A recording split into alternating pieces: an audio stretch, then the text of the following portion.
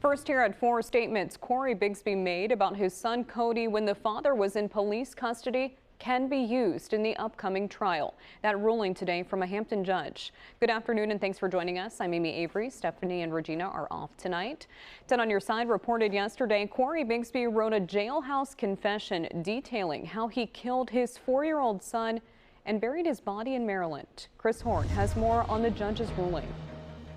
Once the two sides made their arguments about whether to suppress the statements, the judge needed about 5 minutes to make a ruling.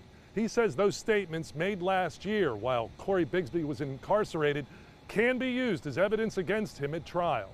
Defense attorney Curtis Brown questioned a guard from Hampton Roads Regional Jail.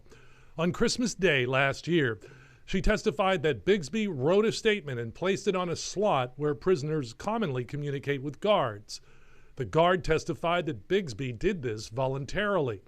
In that statement, Bigsby allegedly wrote that he beat his son until he went into cardiac arrest and then later buried him. That statement, along with 2 others made several months earlier, will now be admissible in court.